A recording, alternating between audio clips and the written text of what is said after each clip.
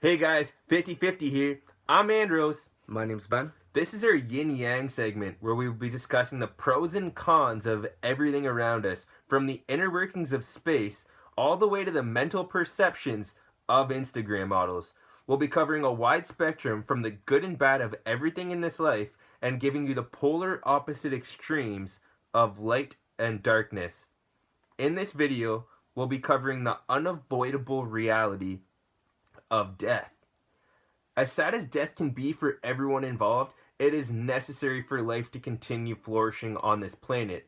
But unfortunately, nobody gets to live forever. No. Not even you.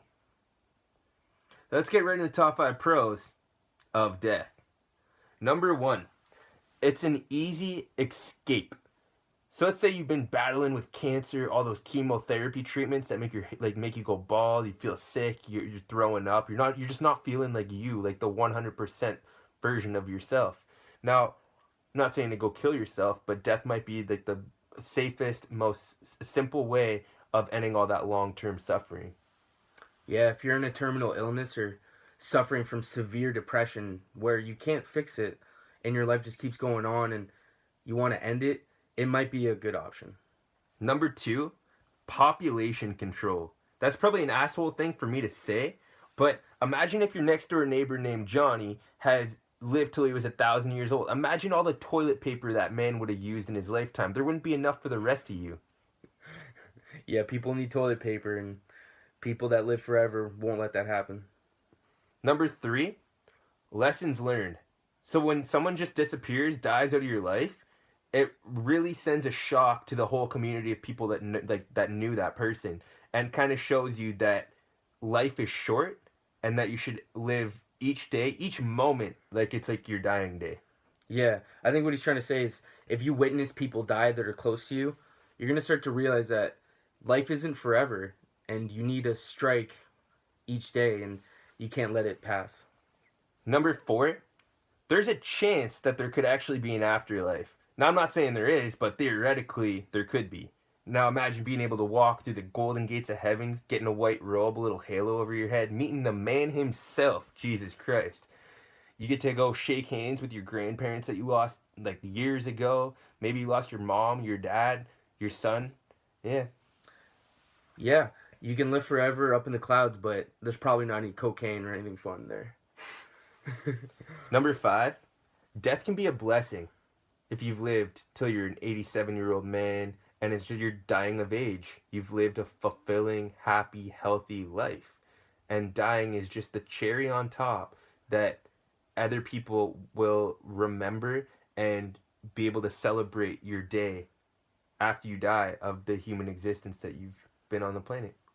I feel like Hugh Hefner will get the biggest cherry on top out of all humanity. You know, if you're a successful person and you get to go at the right time after accomplishing what you want to accomplish, death can be a good thing. Now, death, I know it's not an easy topic to talk about, but it definitely has its advantages. Like, even the chance that you die, you get to go meet Jesus. That's pretty badass to know the man that nobody else on this planet even if it knows is real, unless you read that Bible really, really thoroughly. Yeah. Honestly, there's a lot of good things that come with death, but I would say the best one is after you've lived a fulfilling life to just end it when it needs to be, you know. If you're immortal, I think that would be a problem. Like if you have the option to be immortal, you would come to realize that maybe you don't want to live forever and there is a time to where you should cut the cord on living. Do you think it'd be actually pretty cool to be like on the GO train or the subway and just accidentally bump into Hitler or bump into Martin Luther? That would be pretty cool. But no, if that didn't happen, there'd still be some vicious people on the planet. That would be just a cesspool of people killing each other nonstop, and we would never progress. Now, as important as death can be for the evolution of current life, it must happen to you and everyone you've ever known. Here are the top 5 cons of death. Number 1, having to leave everything you know. So you're born into this world, you've got a great family, children that love you, and having to leave them. Are you comfortable with that? That's a pretty shitty thing to know, that you are going to eventually have to leave everything you've ever known. Yeah, sometimes people have a successful life and they go when they should, but other times people are building things up and progressing, and then the cord just gets cut early. You know, watch Final Destination. That's a creepy movie because it teaches you the harsh realities that could be you on the roller coaster or in the bus, or guy hit by a car. You never know. Number two, death can strike randomly, like at the most unexpected worst time ever. You could have had a new baby with the girl that you've been dating for the last 10 years. Now imagine you leave for work one morning and you get hit by a garbage truck. What's that mom gonna do? She's gonna have to raise those kids single. That's a big impact to the Yeah. family and happened at the worst time. And depending where you're living, like if you're in Chicago or in an area where the death rate is really high, you can get hit by a stray bullet. You can get hit by a car. Death can be really random, and at times you don't know when you're gonna die. But yeah, it can strike like lightning. Number three, it can be extremely painful. No matter like depending on how you die. You could live till you're old and just go out like that. But what happens if you get kidnapped or you get raped and beaten and Oh, assaulted and then someone jams a knife through your heart? oh. Probably not a good way to die. I feel like the worst way to die would be by fire, or let's say like you drown. There's a lot of shitty ways to die, but there's also a lot of good ways to die. You don't want to be on the end of dying from suffering. It's either you want it to be like a bullet to the head or euthanized. You don't want a slow, painful death. Oh, I'd love to hear your opinion on what the worst possible death in your mind is. yeah, guys, comment down below what you think the worst way for anyone to die would be. You know what would be a really bad way? Is getting pushed into a cardboard baler, like one that usually like is like in the back of Oh. Walmart, and just having like all your limbs and your whole body being crushed by that much force. Or imagine being in medieval times and then being like punished or executed with the stretch machines, Oh, having all your limbs just. it's a bad way to go.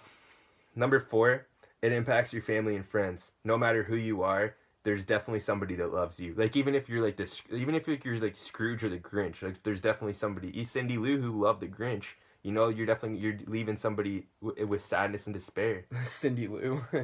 Yeah, it no matter who you are, there's always going to be a certain amount of people that knew you and know who you are that are going to feel really upset that you've passed. And no matter who you are, whether you're someone shitty or not, people are always going to grieve your death. Death is never like a fun subject, but it can be really painful to the close ones around you.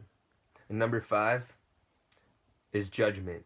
Let's say you've lived a terrible life. You were a serial killer, a child molester, a pedophile. Anything that I just mentioned is like the worst crimes you could commit on the planet. And now having to face Satan himself. Could you do that? Yeah. Let's say there is an afterlife and you're stuck in purgatory, just like kind of in a courtroom setting, just hearing all the shitty things that you've done, and whoever it is who strikes, the little mallet thing is you're sentenced to hell for eternity, like you burn forever.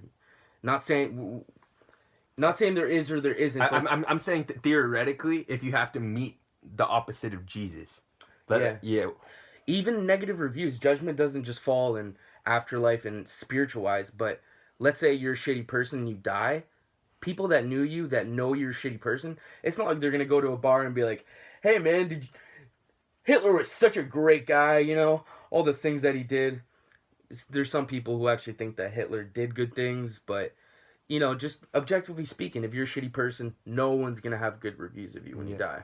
And you definitely don't want to be remembered for like the shitty person you were. So No. if you can, try to make the shittiness disappear and bring out happiness and positivity. Pay it forward, like the fucking movie. So ultimately, death is never like I would say like most of the time like it's definitely going to impact people in a negative way. Make the family, the newborn family, the young family that you've had, if you die unexpectedly, it's going to scare the shit out of the single mom that's now going to have to raise her 3 kids. Yeah. Yeah.